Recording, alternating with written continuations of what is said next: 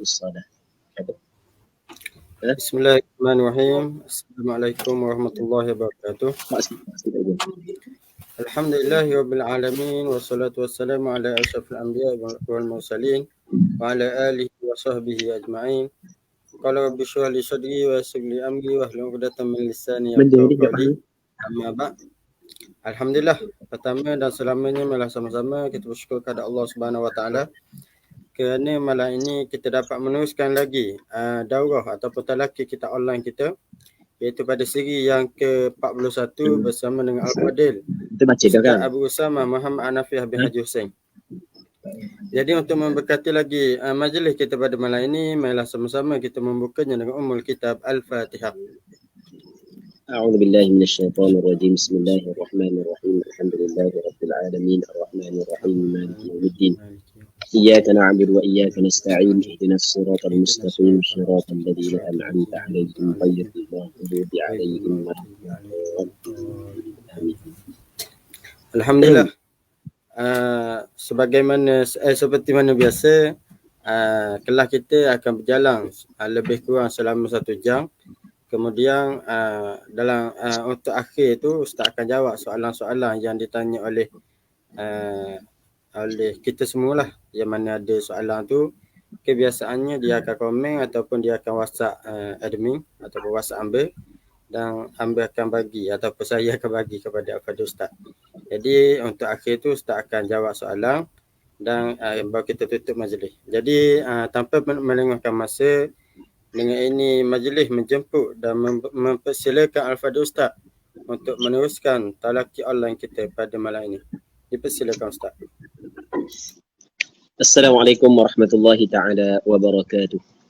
A'udzu billahi minasyaitonir rajim. Bismillahirrahmanirrahim. Alhamdulillahi rabbil alamin wassalatu wassalamu ala asyrafil anbiya'i wal mursalin. سيدنا محمد وعلى آله وصحبه أجمعين. اللهم رب اشرح لي صدري ويسر لي أمري واحلل عقدة من لساني يفقه قولي ولا حول ولا قوة إلا بالله العلي العظيم. اللهم انفعنا بما علمتنا وعلمنا ما ينفعنا وعلمنا ما جهلنا وذكرنا ما نسينا. اللهم يسر ولا تعسر رب تمن بالخير. اللهم افتح علينا فتوح العارفين وفقنا توفيق الصالحين. اللهم لا سهل إلا ما جعلته سهلا وأنت تجعل الحزن إذا شئت سهلا. Terima kasih kepada saudara pengurusi majlis Ustaz Mang, pihak penganjur, seterusnya pentalaki kitab yang mengikuti pengajian secara live pada malam yang mulia ini. InsyaAllah kita sambung balik pengajian kitab Minhajul Talibin karangan Imam Nawawi rahimahullah subhanahu wa ta'ala. Wa nafa'ana Allahu bi'ulumihi fid daraini amin. Kita masih lagi dalam perbincangan berkenaan dengan sifatus salah, sifat sembahyang, yang mana rukun yang keempat daripada rukun sembahyang adalah membaca Fatihah. Bagi orang yang tidak pandai membaca Fatihah ataupun tidak tahu membaca Fatihah, tidak pandai, tidak tahu, tak reti nak baca Fatihah, maka dia kena baca mana-mana ayat suci Al-Quranul Karim sebanyak 7 ayat sebagai ganti kepada bacaan Fatihah. Yang mana 7 ayat ni mengikut pandangan Imam Rafi'i mesti kena mutawaliyah, kena berturut-turut, tidak boleh bercerai-berai. Maksudnya ambil ayat tu sikit, ambil ayat tu sikit, tak boleh. Namun kata Imam Nawawi, pandangan yang al-asah, yang dinaskan al-asah al-mansus, yang dinaskan oleh ashab Syafi'i, sebab al-asah adalah pandangan ashab kan, harus 7 ayat sehari itu secara bercerai, walaupun dia ingat 7 ayat secara berturut-turut. Okey, habis. Setengahnya kata dia, fa in ajaza ata bi dhikrin wa la yajuzu naqsu hurufil badali 'anil fatihati fil asah. Maka jika ajaza, lemah, tidak mampulah ia, kembali kepada al-musalli, tidak mampu daripada membaca Al-Quranul Karim, Fatihah pun dia tidak mampu, membaca ayat daripada Fatihah pun dia tidak mampu, ataupun membaca ayat Al-Quran pun tidak mampu, maka benda yang perlu dia buat, ata bizikrin. Dia kena datangkan zikir. Subhanallah, alhamdulillah, la ilaha illallah, wallahu akbar, wala hawla wala quwwata illa billahil aliyyil azim.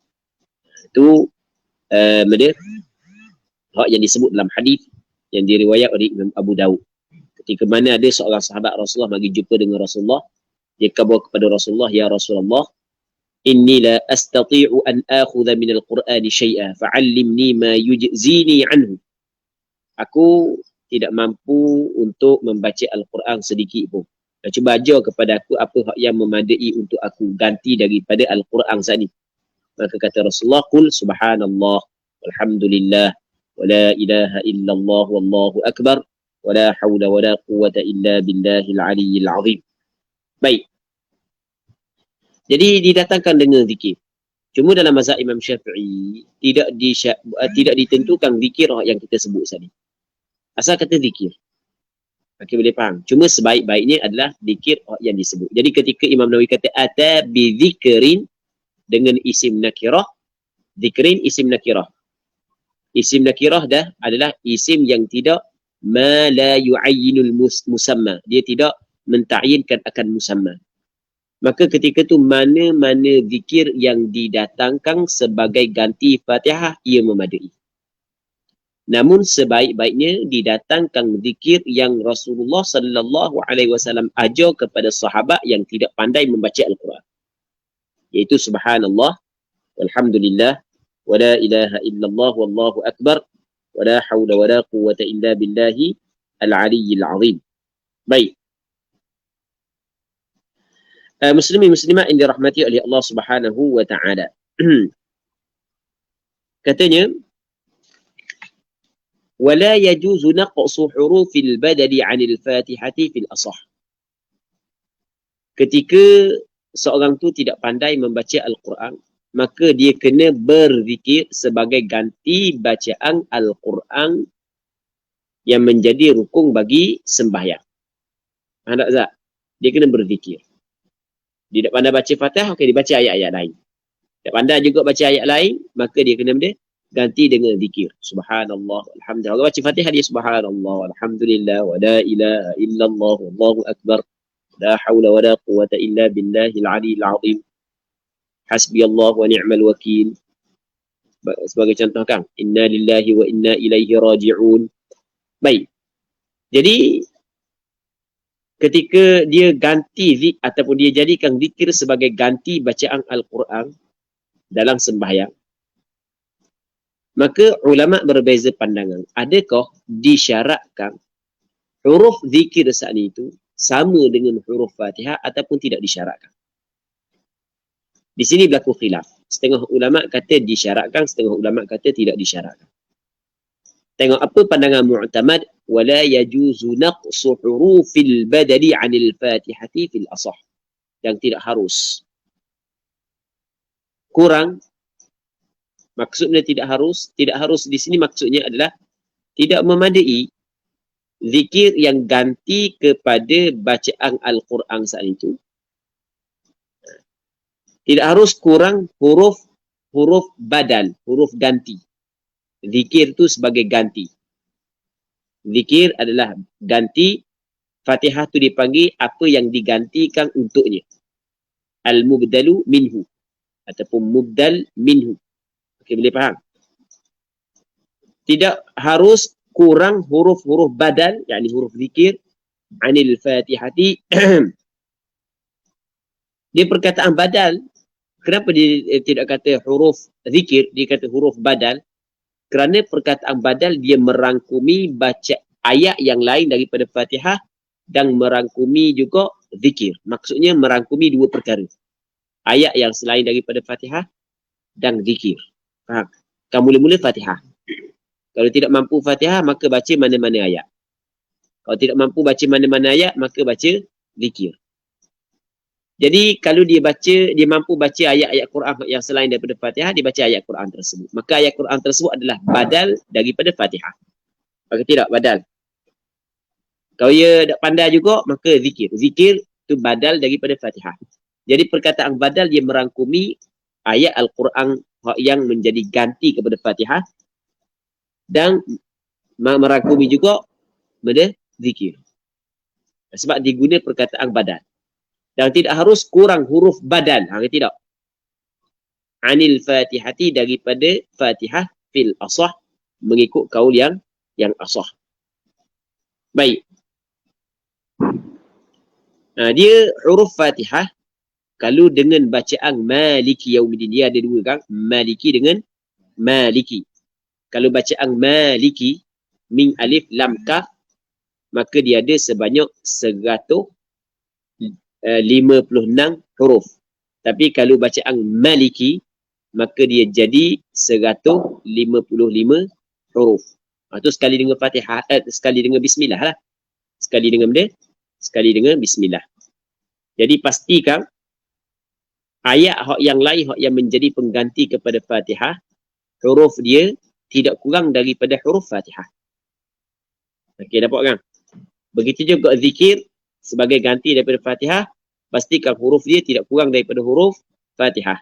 Ucapan zikir kita biarlah sama dengan huruf Fatihah, iaitu 156 huruf di atas qiraah Maliki ataupun 155 huruf di atas qiraah Maliki Yaumiddin. Katanya fa'il lam yuhsin syai'a waqafa qadra al-Fatihah. Maka jika tidak pandai ia syai'an akan sesuatu pun. Orang semayang tu tak pandai benda. Baca Fatihah tak pandai, baca Quran pun tak pandai, zikir pun tak pandai. Sebab baru masuk Islam. Faham? Sebab ia kenang ke orang Melayu, orang Puan Melayu. Jadi orang bukan Islam, ia kenang ke orang Puan Melayu. Jadi masuk Islam. Okey, peringkat awal ia kenang kepada orang Melayu. Dia masuk Islam. Lepas tu orang Puan Melayu kata dah awak masuk Islam, awak kena semayang lah. Dia kata semayang kan, dia cerita lah. Lepas tu, kena baca lah. Nak pandai baca Quran ni. Jadi, zikir lah. Zikir tak pandai kau. Tak pandai belaka Quran, tak pandai, zikir tak pandai. Dah mana cara dia? Tengok. فَإِنْ لَمْ يُحْسِنْ شَيْئًا وَقَفَ قَدْرَ الْفَاتِحَةِ. Mana? Berhentilah ia kadar Fatihah. Kadar Fatihah maksud benda kadar Fatihah. Okey, Fatihah kita kata lama mana? Bacaan pertengahan lama mana? Lebih kurang dalam 27 saat sebagai contoh, ataupun 30 saat. Dah sampai ke seminit kan? Bacaan Fatihah pertengahan. Maka dia berhenti kadar tu. Hal ni wajib. Wajib dia berhenti kadar tu. Dan sunat dia tambah sikit lagi, iaitu kadar membaca surah. Baik. Katanya, harap lagi kadar membaca surah. Dan sebabkan sunat baca surah lepas daripada Fatihah pada rakaat yang pertama dan rakaat yang kedua. Maka ketika mana rakaat yang sunat baca surah selepas daripada Fatihah, maka sunat dia diam lebih daripada itu. Nampak kan? Sekadar Fatihah hukum dia adalah wajib. Habis. Katanya,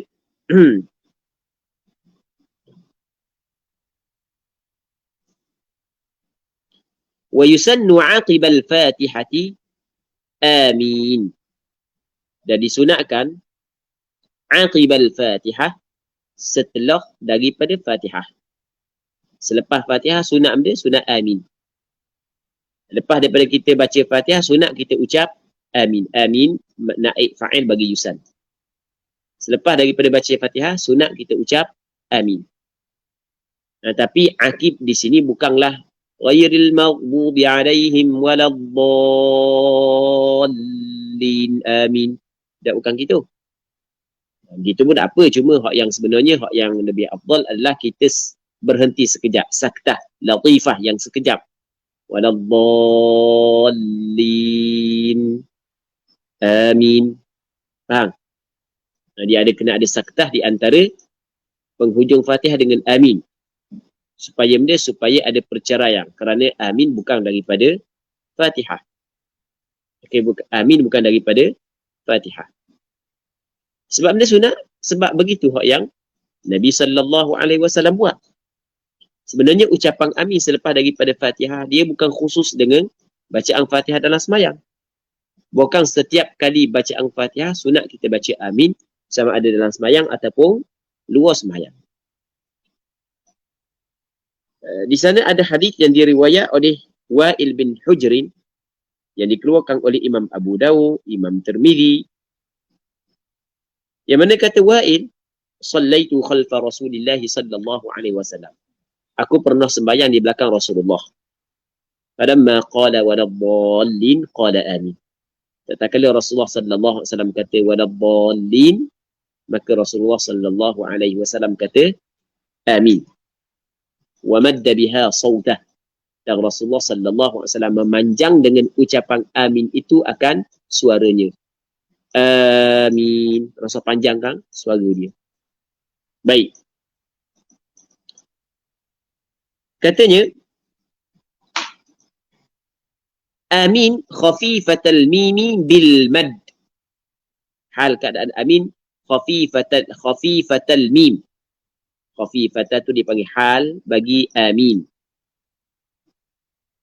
Khafifah maksud dia lawan dia thaqilah. Khafifah makna ringan tu asal makna, tapi khafifah di sini kita tak makna dia. Tidak ditasydidkan mim. Mim tidak bertasydid. Amin. Bukan amin. Bil maddi baca dengan mad, panjang kan. Amin. Panjang. Tapi wa yajuzul qasru dan harus pendek. Amin. Boleh pendek. Amin. Boleh panjang. Amin. Baik. Apa makna amin? Makna amin adalah, kata ulama, isim fi'il amar. Kita di sana, kita belajar dalam Nahu, kita ada kalimah terbagi kepada 3. Yang pertamanya isim, yang kedua fi'il, yang ketiganya haraf. Tak gitu? Wa aqsamuhu thalathatun ismun wa fi'lun wa harf. Wa harfun ja'a li ma'na. Isim ada alamat dia, fi'il ada alamat dia, haraf ada alamat dia. Di sana ada kalimah yang dikenali dengan isim fa'il. Dia bukan fa'il, dia isim. Tetapi diletakkan nama dia isim fa'il kerana makna dia adalah makna fa'il tetapi dia tidak menerima alamat fa'il. Dia adalah makna fa'il tetapi tidak menerima alamat fa'il, dalam masa yang sama dia menerima alamat isim. Maka dinamakan dia sebagai isim fa'il. Antara isim fa'il adalah lafaz amin. Amin adalah isim fa'il amar. Isim yang menunjuk di atas makna dia adalah fa'il amar. Sama dengan fa'il amar. Makna dia istajib. Amin ay istajib du'aana ya Allah. Perkenankanlah doa kami ya Allah. Sebab dalam Fatihah ada doa. Mana? Ihdinas siratal mustaqim. Tunjukilah kami ya Allah jalan yang betul, jalan yang lurus, tu doa. Maka sesuai disudahi dengan lafaz amin. Dan betul lah, begitulah yang dilakukan oleh Rasulullah sallallahu alaihi wasallam. Katanya wa yu'minu ma'a ta'mini imamih. Dan mengucap aminlah ia kembali kepada makmum bersama dengan ucapan amin imamnya. Mengucap amin ia kembali kepada makmum ma'a ta'mini imamih, ma'a ta'mini imamih, bersama dengan ucapan amin imamnya. Ketika imam siapa waladdallin, imam pun ucap amin, maka sunat makmum mengucap amin bersama dengan ucapan imamnya. Bersama, bukan sebelum dan bukan selepas. bersama. Baik.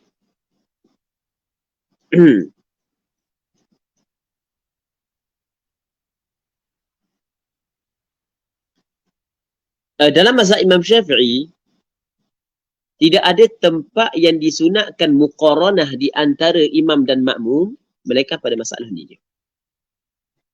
Selain daripada masalah ni, tidak disunatkan. Bahkan dalam beberapa perkara, persamaan perbuatan imam dan makmum adalah hukum dia makruh. Perbuatan makmum dengan imam, hukum dia adalah makruh. Dan ada hak yang tidak sah. Persamaan makmum dengan imam dalam takbiratul ihram. Tak boleh. Mesti selepas daripada imam, masuk dalam sembahyang dulu. Cuma ada satu tempat yang sunat muqaranah di antara perbuatan imam, makmum dengan imam, iaitu pada ucapan amin. Sebab tu dia kata ni, wa yu'amminu ma'a ta'mini imami. Tidak sebelum daripada ucapan amin imamnya dan tidak selepas. Okey. Wa yajharu bihi fil azhar. Dan menyaringlah ia. Kembali kepada makmum. Bihi. Dengannya dengan at-ta'min. Dengan ucapan amin. Menyaring fil azhar mengikut kaul al-azhar. Ketika imam ucap amin, makmum sunat ucap amin bersama dengan imam. Dan makmum kena ucap amin secara perlahan ke, secara nyaring, secara nyaring. Faham?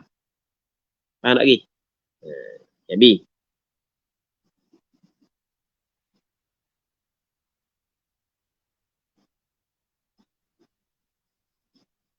Ni masalah wa yajharu bihi fil azhar adalah bagi makmum. Manakala tu imam dengan orang hak yang sembahyang seorang diri, tu jelas lah hak tu. Ucapan amin kena nyari. Hak tu tidak ada khilaf lah. Hak yang ada khilaf adalah masalah makmum. Katanya wa tusannu suratun ba'da al-Fatihati illa fi ats-tsalitsati war-rabi'ati fil azhar. Dan disunatkan suratun, satu surah ba'da al-Fatihah, selepas daripada Fatihah.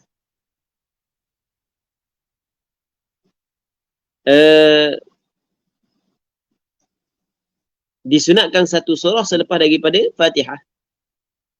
Maksudnya lepas daripada baca Fatihah, sunat baca surah. Illa fi ats-tsalitsati war-rabi'ati fil azhar.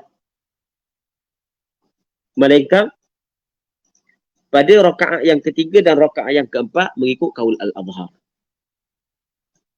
Maksudnya di sana ada khilaf di kalangan ulama. Dan khilaf al-azhar ni khilaf di antara aqwal asy-Syafi'i sendiri. Kalau bacaan surah selepas daripada rakaat yang pertama dengan rakaat yang kedua itu, ataupun baca surah selepas daripada Fatihah rakaat yang pertama dan Fatihah rakaat yang kedua, itu tidak ada khilaf. Yang tepat berlaku khilaf adalah pada rakaat yang ketiga dan yang keempat. Pandangan mu'tamad tidak disunatkan baca Fatihah. Silap, tidak disunatkan baca Fatihah pula. Tidak disunatkan baca surah selepas daripada Fatihah.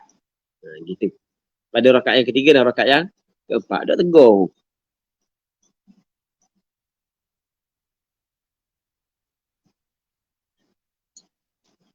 Baik.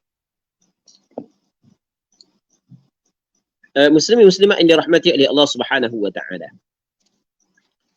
Seterusnya qultu, berkata oleh aku. Siapa aku?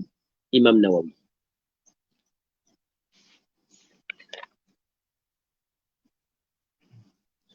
Selagi yang kita kena sebut juga, sebab sekarang ni kita kena perincikan kerana orang sembahyang dia terbagi kepada tiga. Yang pertama imam, yang keduanya makmum, yang ketiganya orang sembahyang seorang diri. Hak yang dikatakan sunat membaca surah selepas daripada Fatihah pada rakaat yang pertama dan rakaat yang kedua adalah untuk orang imam secara mutlak, untuk untuk imam. Lepas tu untuk benda lagi, orang sembahyang seorang diri, dan untuk makmum pada sembahyang jahri, pada sembahyang sirriyah, pada sembahyang secara perlahan. Nampak lagi? Selama mana ia bukan makmum masbuk. Kalau makmum masbuk sunat tak? Tak dah. Ha. Jelas tak?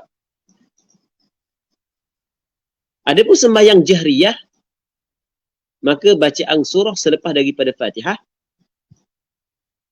tidak disunatkan kepada makmum.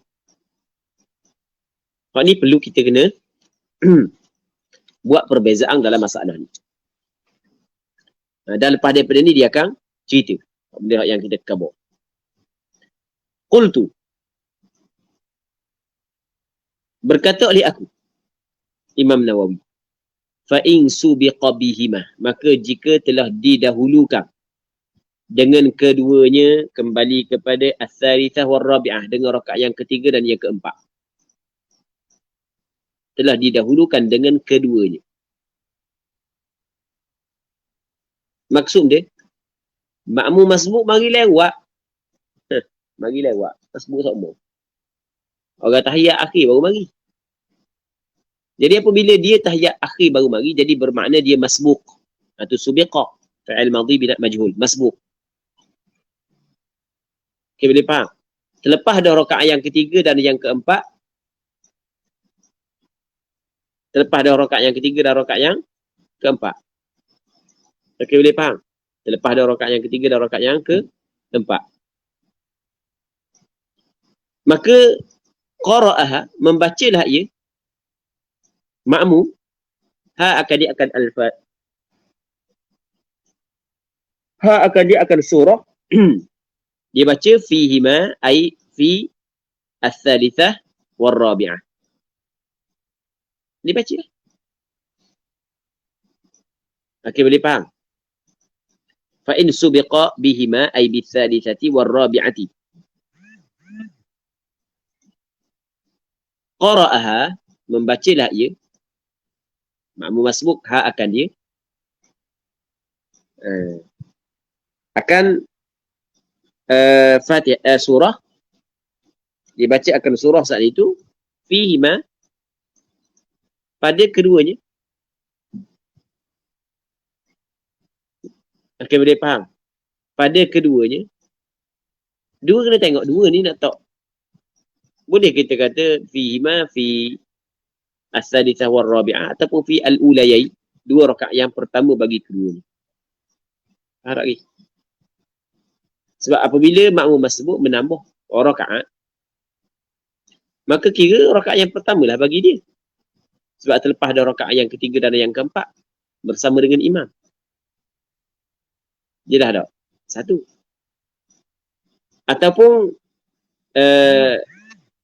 Ataupun makmum masbuk disempat rakaat yang ketiga dan rakaat yang keempat bersama dengan imam.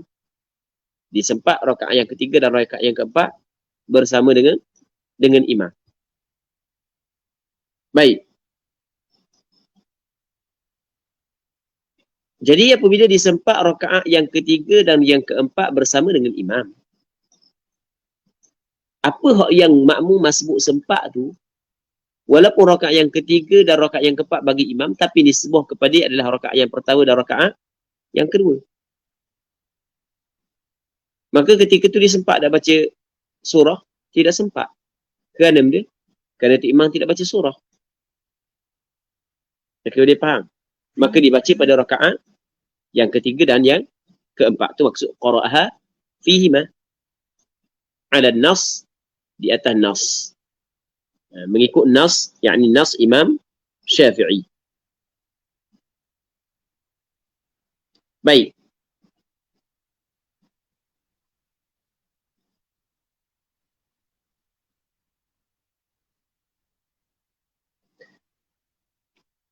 Katanya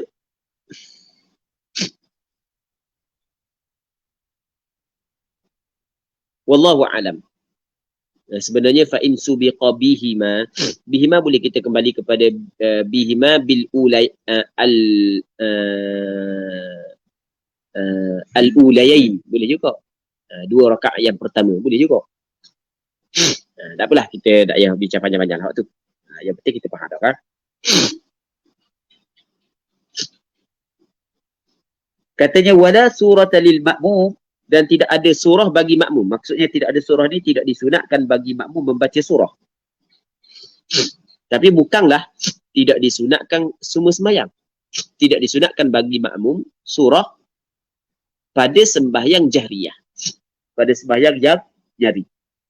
Bahkan bal yastami'. Bahkan mendengar ia makmum bagi bacaan imamnya. Makmum kena dengar bacaan imam. Wa idza quri'al Qur'anu fastami'u lahu. Apabila dibacakan Quran, maka hendaklah kamu mendengar Quran tersebut. Kita boleh faham. Tetapi dalam bab Fatihah mesti kena baca. Kerana di sana ada hadis yang dikeluarkan oleh Imam Abu Daud. Begitu juga Imam An-Nasa'i, Imam At-Tirmidzi, yang mana kata Nabi sallallahu alaihi wasallam, "Idza kuntum khalfi fala taqra'u illa bi ummil Quran." Bila berada di belakangku, jangan membaca melainkan hanya suratul Fatihah sahaja. Manakala surah yang lain tidak boleh ataupun tidak dituntut kepada makmum untuk membacanya. Apa yang dituntut kepada makmum adalah istima' kepada bacaan imam. Melainkan, dia ada pengecualian, melainkan makmum yang duduk jauh dengan imam sehingga tidak dia mendengar bacaan imam. Maka ketika itu walaupun sembahyang jahriyah, tetap sunat makmum membaca surah. Okey, boleh faham? Katanya fa'in ba'udah, maka jika jauhlah ia makmum daripada imam. Sama juga kalau sekiranya makmum saat ni terpekak. Ataupun makmum dengar tu imam tapi dia tidak faham. Benda yang membaca udah berbutir. Bunyi ujung-ujung linga je. Aukanat, ataupun adalah sembahyang itu sirriyah, sembahyang yang dia disubuhkan kepada perlahan. Maka ketika tu qara'a fil asah, membacalah ia makmum akan surah mengikut kaul yang asah. Okey, hak yang sebelum daripada ni sebut benda surah. Kenapa dia sebut surah? Kerana hak yang paling afdalnya adalah surah. Berbanding dengan beberapa ayat daripada Al-Quran tapi tidak cukup satu surah. Okey, boleh faham? Tetapi kalau sekiranya seorang tu dia tidak baca surah tapi dia baca beberapa ayat daripada Al-Quranul Karim, maka dia telah mendapat asal sunat membaca selepas daripada Fatihah. Asal sunat membaca Al-Quran setelah daripada Fatihah. Seterusnya katanya wa yusannu lis-subhi wadh-dhuhri tiwalul mufassal. Tiwal ataupun tuwal.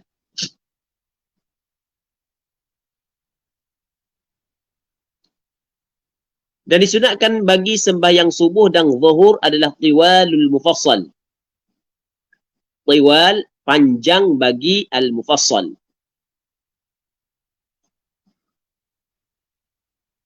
Di al-mufassal ni start daripada surah, sebenarnya ulama beza pandangan lah tentang al-mufassal. Sebahagian daripada ulama kata start daripada surah Al-Hujurat hingga kepada akhir Al-Quran tu dipanggil al-mufassal. Okey, boleh faham. Cuma al-mufassal dia terbahagi kepada berapa? Terbahagi kepada 3. Yang pertamanya tiwal, yang keduanya awsaq, yang ketiganya qisar. Tiwal jamak daripada tawil. Baik. Dia ada tiwal mufassal, patut ada benda awsaq. Awsaq ni pertengahan, tiwal panjang. Awsaq pertengahan, qisar pendek. Qisar jamak daripada qasir. Jelas tak? Cuma dalam penentuan mana tiwalul mufassal, awsaqul mufassal, qisarul mufassal, atau berlaku khilaf. Sebagian daripada ulama mengatakan surah Al-Hujurat, surah Tabaraka, surah Nun, atau termasuk dalam tiwalul mufassal. Awsaq mufassal sebagai contoh Sabbih isma rabbikal a'la, sebagai contoh wasyamsi wa duhaha, wadduha, atau dipanggil dia qisarul mufassal. Dia boleh faham? Qisar, awsaqul mufassal. Manakala qisarul mufassal contoh seperti inna a'tainakal kautsar wal 'asri, qul ya ayyuhal kafirun, qul huwallahu ahad, qul a'udzu birabbil falaq, inna a'tainakal kautsar, tabbat yada, itu dipanggil dia qisarul mufassal. Itu sebagian ulama. Sebagian yang lain kata mana? Tiwalul mufassal adalah start daripada Al-Hujurat hingga kepada Ammah. Daripada Ammah hingga kepada Wadduha adalah awsaqul mufassal. Daripada Wadduha sampai kepada habis Quran itu dipanggil qisarul mufassal. Disunatkan bagi subuh dan zuhur tiwalul mufassal. Sebenarnya hak yang zuhur ni dia bukan sunat tiwalul mufassal, tapi sunat surah yang dekat dengan tiwalul mufassal. Boleh faham? Sebab kalau kita tengok sini sama. Ini sebuah tuntutan panjang bacaan Quran selepas daripada Fatihah dalam antara sembahyang zuhur dengan subuh. Tak, sebenarnya subuh lebih lagi panjang. Sebab setengah kitab dia kata qaribu tiwalil mufassal lidh-dhuhur. Dekat dengan tiwal mufassal, bukan tiwal mufassal, dekat dengan tiwal mufassal. Walil 'asri wal 'isya'i awsaquh, dan bagi asar dan isya' adalah pertengahannya al-mufassal. Walil maghribi qisaruh, bagi sembahyang maghrib qisarul mufassal, sebab sembahyang maghrib pendek. Kita boleh faham. Dan kita cover dah sebelum daripada ni, kalau orang tu sembahyang maghrib lepas tu dibaca panjang sehingga sebahagian sembahyang keluar daripada waktu atau tidak menjadi masalah. Ingat tak sebelum daripada ni? Wa li subhil jumu'ati fil ula alif lam mim tanzil wa fi thaniyah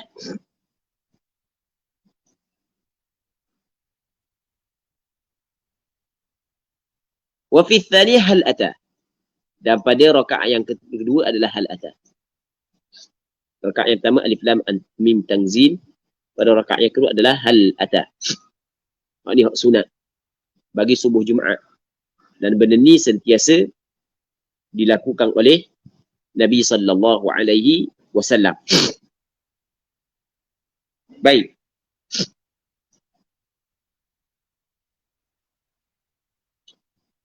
Al-khamis, yang kelima, maksudnya rukun yang kelima adalah ar-ruku'. Rukuk. Rukun sembahyang yang kelima adalah rukuk. Wa aqalluhu, dan sekurang-kurang rukuk, ayyan hadiya qadra bulughi rahataihi rukbataihi biquma'ninatin. Sekurang-kurang rukuk adalah ayyan haniya, bahawa tunduklah ia al-musalli, orang yang sembahyang, qadra bulughi rahataihi, kadar sampai dua rahahnya, dua tapak tangannya, rukbatai akan dua lututnya. Jadi kalau dia olah dua tangan dia sampai di lutut, dia tunduk. Kalau olah dua tangan dia, tapi jangan bongkok. Bongkok jadi. Bukan maksud dia bongkok. Dia buat gitu. Buat benda belakang naik gitu, kepala turun bawah gitu. Tak jadi. Buat bongkok gitu kan. Bongkok gini, nampak tak? Tak jadi gitu. Dia kena tunduk macam rokok saat ni tu. Kadang mana dia kena tunduk? Kalau tangan dia panjang sederhana, tak panjang sangat, tak pendek sangat. Ramai-ramai orang. Dia tunduk, kalau dia olah tangan letak di atas kepala lutut siapa? Olah tangan ni boleh letak atas kepala lutut rahah ni. Dia rahah. Okay, boleh faham? Orang berehat kan? Tukar gitu kan? Ni dipanggil rahah. Dia letak tu siapa? Ni rahah dia. Kalau dia letak atas kepala lutut siapa? Dia tak syarat letak. Kalau tak letak pun apa? Adakah syarat kita letak tangan atas kepala lutut masa rokok? Tak. Pak yang syarat tunduk. Letak tangan tu hukum dia sunat. Sebab tu sekurang-kurang rokok, dia tunduk kadar sampai dua tapak tangannya akan dua lutut. Kalau Allah dua tangan sampai di lutut. Tapi kira rahah. Dia rahah. Lepas tu bil tumakninah dengan tumakninah. Apa makna tumakninah? Berhenti. Dan lagu mana ukuran tumakninah? Bihaithu. Sekira-kira yang fasil. Berpisah dan bercerai. Terpisah. Raf'uhu, bangunnya. Terpisah bangunnya. Yang ni bangun daripada mana? Terpisah angkatnya.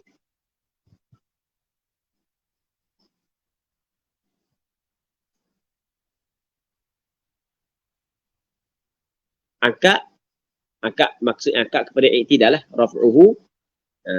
Raf'uhu yakni angkat daripada rokok kepada i'tidal. Okey, boleh faham? An hawiyihi, daripada turungnya. Dia berpisah. Maksudnya bukan kita turung. Allahu Akbar. Lepas tu kita angkat balik kan. Sami Allahu liman hamidah. Ni. Kalau turung Allahu Akbar ni, ni dinamakan sebagai hawi. Dia faham? Sami Allahu liman hamidah tu dia panggil benda raf'un. Faham? Dia pisah di antara turung dengan bangun. Kalau dah pisah ni Allahu Akbar. Jadi Allahu Akbar sami Allahu liman hamidah tu dah pisah. Maksudnya tidak ada perceraian, perpisahan di antara turung kepada rokok dengan bangun daripada rokok. Jelas tak? Dia ada perpisahan. Bagaimana wujudnya perpisahan? Ketika kita berhenti saja. Allahu Akbar sami Allahu liman hamidah. Dia ada perpisahan di antara pergerakan turung kepada rokok dengan bangun daripada rokok. Itu yang dinamakan sebagai tumakninah. Jelas? Ada mi? Wala yaqsidu bihi ghairah. Yang tidak qasadlah ia dengannya, dengan rokok ghairahu, akan selain daripada rokok. Perbuatan rokok dia jangan qasad selain daripada rokok. Kalau qasad selain daripada rokok tak jadi. Dia qasad untuk buat benda lain, tiba-tiba dia jadikan perbuatan tersebut sebagai rokok.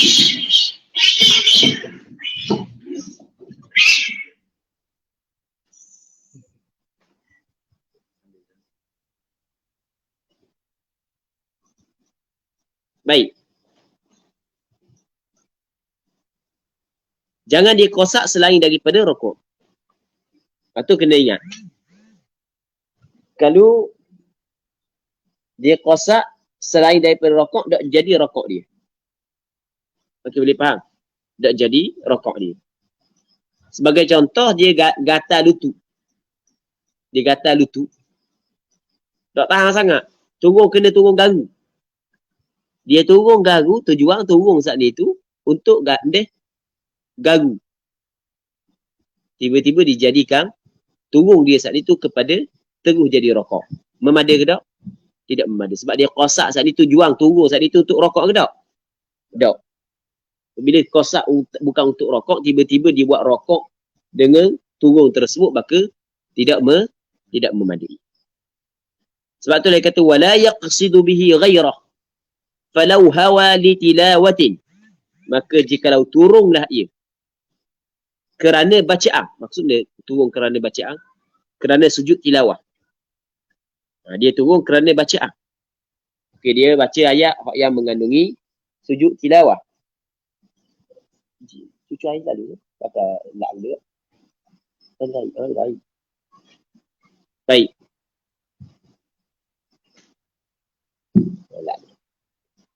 Maka jika dia turun kerana tilawah, dia tidak turun kerana tilawah. Ni kena benda. Sujud sejadah. Boleh. Sujud bacaan. Sujud sejadah tu sujud surah dari dalam surah sejadah. Ni sujud tilawah, sujud bacaan. Tak kira lah surah sejadah ke surah selain daripada sejadah ke. Okay, boleh faham? Faja'alahu ruku'an, maka menjadilah ia seorang yang sembahyang. Kembali kepada turun untuk tilawah itu. Kembali kepada hawiyahu li tilawatin, dijadikan ruku'an rukuk. Lam yakfi, tidak memadai. Okey, boleh faham? Sebab dia, sebab asal tujuan dia untuk buat benda lain, tiba-tiba dia buat rukuk. Pasal untuk buat benda lain tak boleh. Dan cara dia lagu mana? Naik semula, rokok balik. Cara dia. Okay, boleh faham? Naik semula, lepas tu rokok balik. Hak tadi sekurang-kurang rokok. Manakala hak yang paling sempurna rokok adalah wa akmaluhu. Dan yang paling sempurnanya rukuk, taswiyatu zahrihi wa unuqi. Menyamakan belakangnya dengan tengkoknya. Samakan belakang dengan tengkok. Wa nasbu saqai. Dan menegakkan dua betisnya. Bukan buat kendor gitu. Tegakkan. Dirikan. Wa akhdhu rukbatayhi biyadayhi. Dan dia pegang dua lututnya dengan dua tangannya. Lepas tu wa tafriqatu asabi'ihi lil qiblah. Dan apa dia? Tidak merapatkan tafriqah ni, cakap kita ni bagi merapatkan tafriqah ni gini. Buka. Dipanggil dia. Pendi. Renggang ke benda? Tidak merapatkan. Enggak gitu je. Sikit je. Gitu tafriqah. Bukan rapat. Gitu je. Tafriqah merenggangkan asabi'ihi, jari jemarinya. Lil qiblah, menghadap kiblat. Di lutut. Okey, dia buka sikit jari dia. Lepas tu dia hadap ke kiblat jari. Nampak kan? Dia sebab dia kalau pegang tepi, dia boleh jari ke tepi boleh, kanan boleh, kiri boleh. Hak yang sunatnya hadap ke kiblat. Lepas tu wa yukabbiru, dan bertakbirlah ia, takbir intiqadat fi ibtida'i hawiyihi, pada permulaan turunnya. Nak turun boleh takbir. Bermulanya pergerakan untuk turun. Lepas tu wa yarfa'u yadayhi ka ihrami, dia mengangkat dua tangannya seperti takbiratul ihram. Wa yaqul, dan berkatalah ia, subhana rabbiyal azim thalatha. Subhana rabbiyal azim thalatha. Baca subhana rabbiyal azim sebanyak berapa kali? 3 kali. Sebenarnya bacaan dalam rukuk dia ada banyak bacaan, antaranya subhana rabbiyal azim. Yang antaranya yang disebut dalam hadis adalah subhanakallahumma rabbana wa bihamdik allahumma ighfirli. Begitu juga subhana dzil jabarut wal malakuti wal kibriyai wal 'azamah. Semuanya ada disebut dalam hadis. Nak tengok lebih lanjut boleh tengok dalam kitab Al-Adhkar An-Nawawiyah. Katanya wala yazidul imam, dan tidak menambah oleh imam. Imam tidak menambah lebih daripada 3 kali. Sebab imam dia kena ra'i makmum. Jadi kalau sekiranya imam, yang mana makmum dia bukan makmum orang yang terbatas. Orang yang terhad. Orang tu je. Kalau makmum ataupun imam kepada makmum orang tula je, tak ada orang lain dah. Orang lain nak mari. Dah dia puan ni, dia ada mari. Orang lain memang nak mari. Dah hutang, surah dia, siapa nak mari bayang dia. Pintu-pintu pun tutup. Orang nak pergi masuk musim-musim ni. Dan lepas tu makmum dia tak reda tu imam panjang-panjang. Tak suka tu imam panjang-panjang. Maka tak boleh juga. Kalau makmum dia suka tak apa. Oh tu imam panjang kau suka makmum. Siap pitih ke untuk imam panjang. Sebagai contoh. Maka ketika tu barulah boleh tu imam menambah lebih daripada 3 kali. Baik. Maksudnya tidak disunatkan imam menambah lebih daripada 3 kali. Cukup baca subhana rabbiyal azim, subhana rabbiyal azim, subhana rabbiyal azim. Melainkan imam bagi makmum yang terbatas, yang tidak ada orang lain dah. Melainkan orang tu je. Dan mereka itu redha kalau tu imam baca panjang. Maka barulah boleh imam melebihkan di atas 3 kali.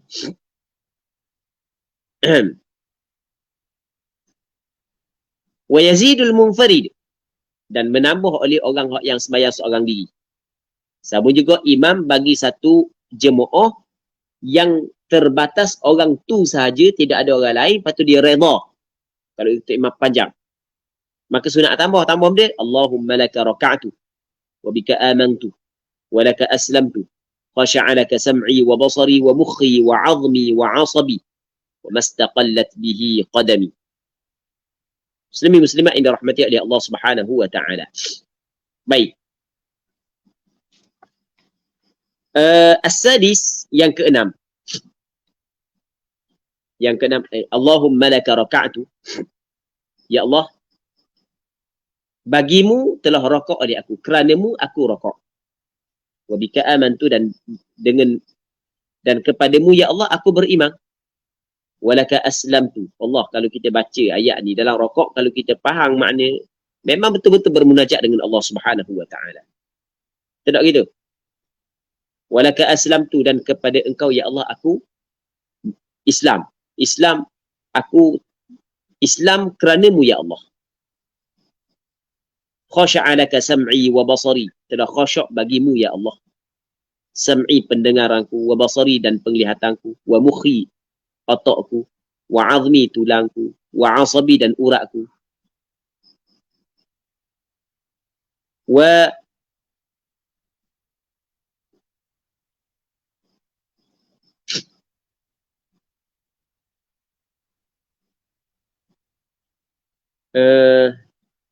wa mastaqallat bihi qadami. Istaqallat, ana lupa makna. Nanti kita tengok sebelah makna. InsyaAllah malam esok. Malam esok. Jadi untuk malam ni kita berhenti sini dulu. Allah Subhanahu wa ta'ala a'la wa a'lam, sallallahu ala sayyidina Muhammad wa ala alihi wa sahbihi ajma'in walhamdulillahi rabbil alamin. Jadi malam ni kita jawab soalan pula.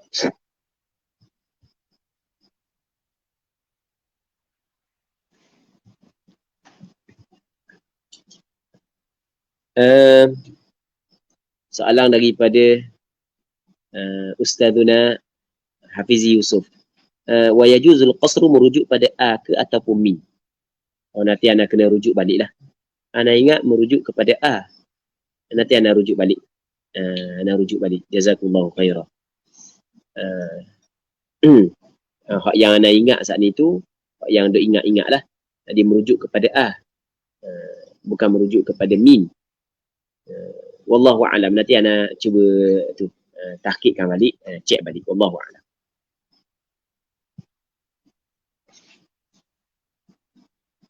Assalamualaikum. Waalaikumsalam. Macam mana nak buat jika tersalah niat bagi imam dan makmum ketika takbir untuk solat selain fardu Jumaat? Dia berniat makmum sedangkan dia imam, atau sebaliknya, kemudian dia sedar. Jadi sekarang ni dia sembahyang fardu zuhur, dia kata selain fardu Jumaat. Tu imam, sepatutnya dia niat jadi imam lah. Tapi tu imam silapnya niat jadi makmum. Galik kat mana? Dia niat jadi makmum. Ataupun makmum, sepatutnya dia niat jadi makmum. Tiba-tiba dia niat jadi imam, tak sedar, silap. Okay, boleh faham? Yang pertama sekali kita kena faham, imam berniat menjadi imam bukanlah wajib. Melainkan dalam sembahyang-sembahyang yang tertentu. Iaitu sembahyang Jumaat, sembahyang jamuk takdim ketika hujan, sembahyang yang dinazarkan ataupun yang dinazarkan untuk dilakukan secara berjamaah, dan sembahyang mu'adah. Empat ni wajib tu imam niat menjadi imam. Manakala selain daripada empat ni, tidak wajib imam berniat menjadi imam. Ketika imam berniat menjadi makmum dalam keadaan tersalah, maka tidak menjadi masalah, dimaafkan. Okay, boleh faham? Satu. Yang keduanya, makmum. Diwajibkan kepada makmum berniat menjadi makmum. Ketika makmum saat itu tersilap, berniat menjadi imam, maka tak ada masalah, dimaafkan. Sebab bukan sengaja. Rabbana la tu'akhidna in nasina aw akhtana. Janganlah mu ambil salah kepada kami jika kami lupa ataupun kami tersalah. Okey, boleh faham kan? Baik. Jadi muslimin muslimat yang dirahmati oleh Allah Subhanahu wa taala. Kalau tu makmum berniat menjadi imam dalam keadaan tersalah, maka dimaafkan. Cuma kadang-kadang orang tu dia berniat menjadi imam, tetapi sebenarnya maksud dia, apa yang ini, dia hasrat dia sebenarnya untuk berjemaah. Okey, boleh faham? Maka sebenarnya sudah memadai niat dia. Walaupun dia tersilap niat menjadi imam, tapi sebenarnya hasrat hati dia nak berniat berjemaah. Maka sudah memadai. Wallahu a'lam. Okey, soalan berikutnya. Assalamualaikum. Waalaikumsalam. Orang uzur sakit lutut, solat atas kerusi. Rakaat pertama dia buat macam biasa, tapi masa sujud dia tak turun sujud bawah, sedangkan dia mampu dengan alasan kalau sujud tak boleh qiyam dah rakaat kedua nanti. Jadi masa rakaat akhir barulah dia sujud di bawah macam biasa, sebab memang tak boleh qiyam dah. Betulkah caranya itu? Sahkah? Kalau tak sah, wajib qada balik ke hak buat gitu? Jadi sekarang ni, baik, ketika mana dia tidak mampu, dia tidak mampu qiyam, dia tidak mampu qiyam, maka dia kena sembahyang duduk. Jadi orang ni uzur sakit lutut, salat atas kursi, rakaat pertama dia buat macam biasa, tapi sujud dia tak turun sujud bawah. Dia salat atas kursi, rakaat pertama dia buat macam biasa, tapi masa sujud dia tak turun sujud bawah, sedangkan dia mampu dengan alasan kalau sujud tak boleh qiyam dah rakaat kedua nanti. Mana? Sakit lutut lepas tu salat atas kursi. Okey, sakit lutut salat atas kursi. Rakaat pertama dia buat macam biasa, tapi masa sujud dia tak turun sujud bawah, sedangkan dia mampu dengan alasan kalau sujud tak boleh qiyam dah rakaat kedua nanti. Dia dimayang atas kursi. Lepas tu rakaat pertama dia buat macam biasa, tapi masa sujud dia tak turun sujud bawah, sedangkan dia mampu dengan alasan kalau dia sujud tak boleh qiyam dah rakaat kedua nanti. Kalau begitu dia bukan sembahyang atas kursi. Nampak belawang bertentangan Tadi kata sembahyang atas kursi. Lepas tu rakaat ayat pertama dia buat macam biasa. Kat mana pula? Rakaat kedua lagi buat atas kursi. Jadi rakaat pertama dia berdiri. Rakaat yang pertama dia berdiri. Jadi sebab benda dia tak duduk lalu. Sebab dia kira kalau aku duduk lalu, lagi aku tak boleh. Aku tak boleh benda. Aku tak boleh qiyam dah. Gitulah kan. Jadi soalan sebenarnya ada belik sikit. Okey, gini. Sekarang ni kita kena faham, muslimin muslimat yang dirahmati oleh Allah Subhanahu wa taala. Tuntutan qiyam satu, tuntutan rakaat satu, tuntutan sujud satu. Okey, boleh faham? Ketika seorang tu mampu qiyam, maka wajib dia qiyam. Mampu rakaat macam biasa, wajib dia rakaat macam biasa. Mampu sujud macam biasa, wajib dia sujud macam biasa. Tetapi kalau dia tidak mampu qiyam, tetapi dalam masa yang sama dia mampu rakaat dan sujud, maka mesti dia kena rakaat dan sujud macam biasa, manakala dia boleh sembahyang dalam keadaan duduk. Dua. Yang ketiganya, orang yang mampu qiyam tapi tidak mampu rakaat dan tidak mampu sujud, maka wajib dia kena qiyam. Betul tak gitu? Wajib dia kena qiyam. Lepas tu tidak perlu dia rakaat, dia buat isyarat je. Sekarang ni dia boleh qiyam, tetapi kalau dia qiyam dia tidak akan boleh rakaat dan sujud. Kalau nak rakaat dan sujud macam biasa, mesti dia kena sembahyang dalam keadaan duduk. Okey, boleh faham? Jadi sekarang ni bertembung di antara kalau dia sembahyang dalam keadaan qiyam, maka dia tidak boleh rokok dan sujud macam biasa. Tapi kalau dia sembahyang dalam keadaan duduk, maka dia boleh rokok dan sujud macam biasa. Okey, mana perlu diutamakan? Fendi. Anda rasa kita ada bincang dah sebelum daripada ni? Ha? Benda? Ada dalam kitab? Maksudnya ada dah kita bincang sebelum daripada ni masalah ni disebut dalam kitab sebenarnya.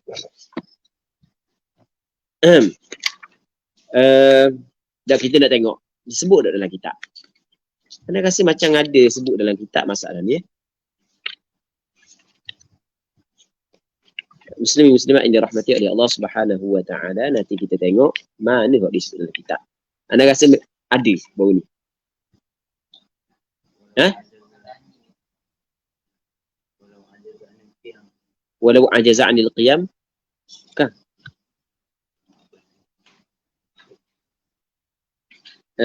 Kejap.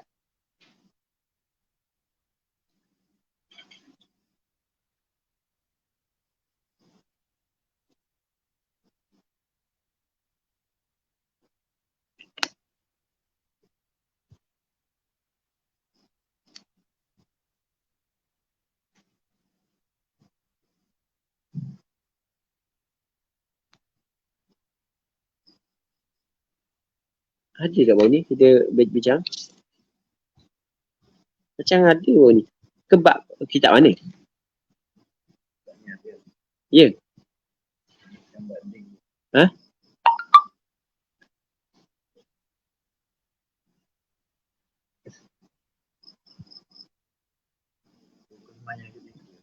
Rukun sembahyang ketiga. Pada? Okey, ni anda jawab amalan esok. Anda jawab amalan esok sebab anda rasa ada dalam kitab ni. Wallahu a'lam. Soalan lain lagi. Assalamualaikum warahmatullahi wabarakatuh. Waalaikumsalam. Izin bertanya, bolehkah dan apakah hukum jika seorang lelaki solat secara sendiri tetapi suara kuat, niat secara nafsi tetapi Al-Fatihah kuat untuk menarik perhatian sahabat serumah supaya mendirikan solat berjemaah sekali. Bolehkah dan apakah hukum jika seorang lelaki solat secara sendiri tetapi suara kuat, niat secara nafsi tetapi Al-Fatihah kuat untuk menarik perhatian sahabat serumah supaya mendirikan solat berjemaah sekali. Jadi soalannya dia sembahyang seorang diri tapi dibaca kuat. Dia sebenarnya sembahyang seorang diri, kadang-kadang disunatkan baca kuat, kadang-kadang disunatkan baca slow. Bukan semua sembahyang seorang diri disunatkan baca slow. Kan kita kalau sembahyang subuh sunat ada baca kuat, sunat kita baca kuat walaupun kita sembahyang seorang diri. Sembahyang maghrib sunat ada kita baca kuat, sunat. Sembahyang isyak sunat walaupun kita sembahyang seorang diri. Manakala sembahyang zuhur dengan asar, kita sembahyang seorang diri tak sunat kita baca kuat, tak sunat kita baca kuat. Apa yang dituntut kita baca dengan secara perlahan. Baik. Jadi sekarang ni kita baca kuat saat ni tu adalah kerana nak menarik perhatian sahabat kita. Boleh ke tak? Jadi kita nak langgar benda sunat kerana melihat kepada ada maslahah. Boleh ke tak? Tak. Benda hak yang disunatkan tetap benda tu disunatkan begitu. Untuk kita menarikkan perhatian kawan kita tu, cara dia bukanlah kita baca kuat tapi kita bang. Bang. Sebab bang kan ajak orang sembahyang kan? Bang. Bang. Kau mak kuat. Sebagai contoh. Ataupun ajak tu, pakat sembahyang mari ambil, mari sembahyang. Wah, dia tidur lagi tu. Panggil tu. Dan sebenarnya mengajak manusia kepada kebaikan sebenarnya itu adalah perkara yang cukup baik. Itu adalah pekerjaan para nabi dan para rasul. Dan tanggungjawab tersebut diwajibkan kepada kita. Mengajakkan orang kepada kebaikan, mencegah orang daripada kemungkaran. Dan itu sebenarnya kebaikan yang ada pada umat Rasulullah. Kuntum khaira ummatin ukhrijat linnas ta'muruna bil ma'ruf wa tanhauna 'anil munkar. Mu adalah sebaik-baik umat yang dikeluarkan kepada manusia. Mu mengajak, menyuruh manusia kepada kebaikan dan mencegah manusia daripada keburukan. Baik. Jadi daripada segi hukum, tidaklah disunatkan buat begitu. Tidak disunatkan buat begitu. Tapi kalau dia buat sekali pun, tidaklah sampai kepada membatalkan sembahyang. Kalau dia qasak, apa hak yang dia lafaz saat itu adalah bacaan dalam sembahyang dia. Okey, boleh faham. Tapi kalau dia Allahu Akbar, dengan ucapan tersebut adalah nak bagi tahu kepada orang lain, semata-mata nak kabar kepada orang lain, tidak qasak zikir, maka mengikut apa yang disebut dalam kitab fiqh mazhab Imam Syafi'i, dia sama dengan bercakap dengan manusia. Maka boleh membatalkan sembahyang. Okey, boleh faham kan? Boleh membatalkan sembahyang. Mereka dengan qasak zikir. Wallahu a'lam. Assalamualaikum Ustaz. Waalaikumsalam. Kalau imam membaca Salla alaika Allah ya sayyidi ya Rasulullah pada kunut nazilah misalnya, adakah membatalkan solatnya kerana ada dhamir khitab? Di masalah dhamir khitab, dia tidak boleh dilakukan ataupun tidak boleh ada dalam sembahyang, melainkan dhamir khitab. Dia sebenarnya bukan semua dhamir khitab tidak dibolehkan. Okey, bukan semua dhamir khitab tidak dibolehkan. Bukan dhamir khitab kadang-kadang dibolehkan. Sebagai contoh, khitab kepada Allah Subhanahu wa taala. Tidak gitu. Ana 'abduka al-faqirul miskin. Ya Rabb. Betul ni? Ana al-faqiru ilaika ya Rabb. Maksudnya kita khitab kepada Allah itu dibolehkan. Bukan semata-mata dhamir khitab tidak dibolehkan dalam solat. Tidak dibolehkan kalau khitab saat itu bukan kepada Allah Subhanahu wa taala. Kepada sahabat kita, kepada kawan kita, kepada manusia. Lepas tu tidak dibolehkan. Namun khitab kepada Rasulullah, hal ni ada sedikit perbincangan di kalangan ulama fiqh, khususnya mazhab Imam Syafi'i. Kerana dia? Kerana melihat kepada dalam sembahyang ada khitab yang kepada Rasulullah yang disyariatkan. Assalamualaikum ayyuhan nabi. Keselamatan ke atas engkau, wahai Nabi. Assalamualaikum ayyuhan Nabi. Jadi oleh kerana ada khitab kepada Nabi SAW dalam sembahyang yang disyariatkan, maka sebahagian daripada ulama mengatakan khitab kepada Rasulullah di dalam sembahyang ia tidak membatalkan sembahyang. Jadi ucapan dalam qunut nazilah, Assalamualaikum ya sayyidi ya Rasulullah, tidak membatalkan sembahyang atas pandangan sebahagian daripada ulama, kerana khitab kepada Rasulullah sebenarnya wujud dalam sembahyang kita sendiri. Wallahu a'lam.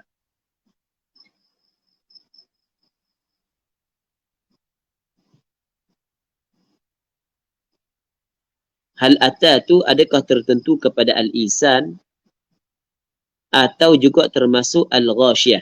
Hal ata ka hadithul ghashiyah. Sekarang ni kita nak kata tertentu ataupun tidak, kita kena tengok kepada nas syarak.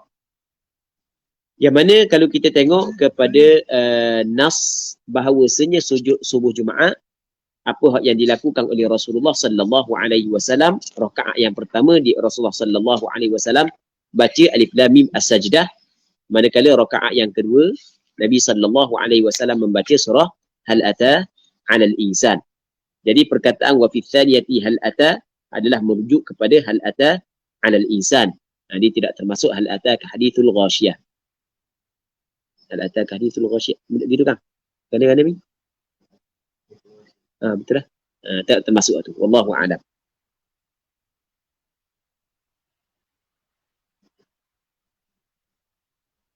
Bab solat atas kursi tu ada di muka surat 9 Ustaz, rukun yang ketiga bab qiyam.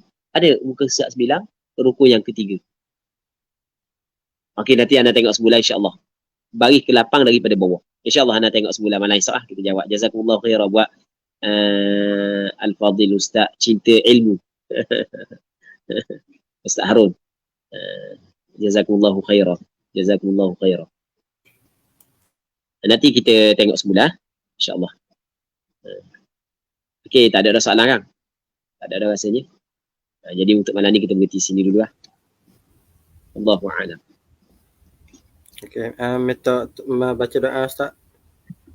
بسم الله والصلاة والسلام على رسول الله وعلى آله وصحبه ومن والاه. اللهم انفعنا بما علمتنا وعلمنا ما ينفعنا وعلمنا ما جهلنا وذكرنا ما نسينا.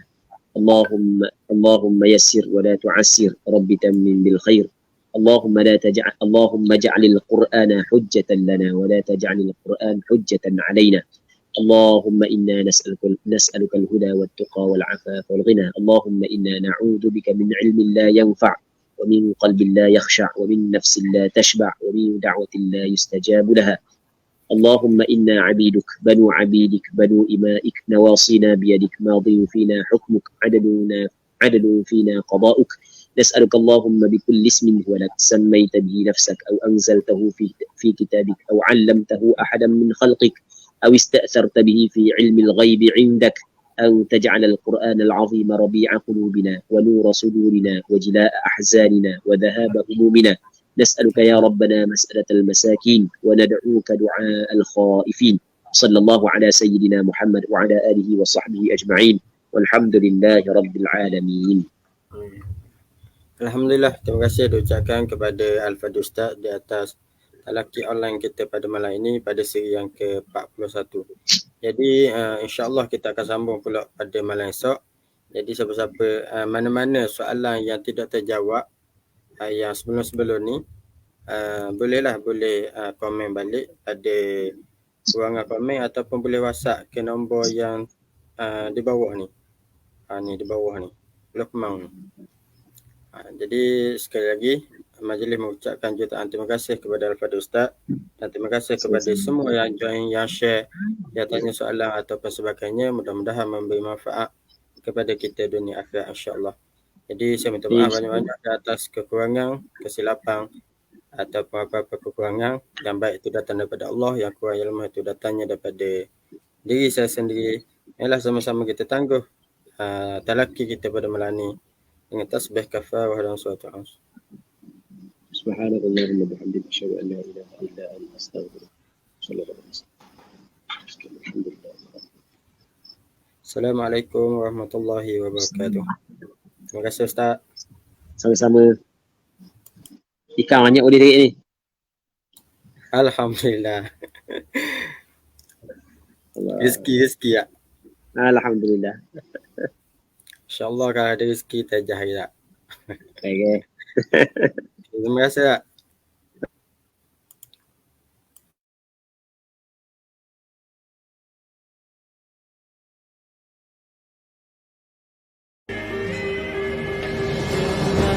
Niat yang murni atas nama Ilahi, kami terus berbakti, langkah tidak berhenti, melangkah impian terenggalu tarul iman, maju berkah sejahtera.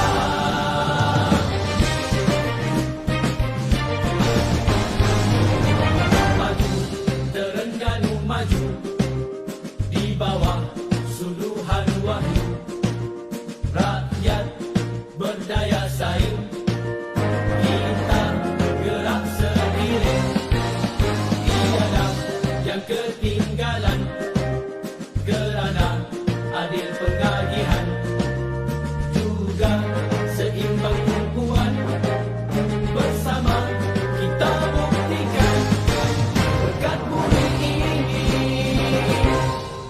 dengan hasil bumi. Jangan dikufuri, wajib disyukuri.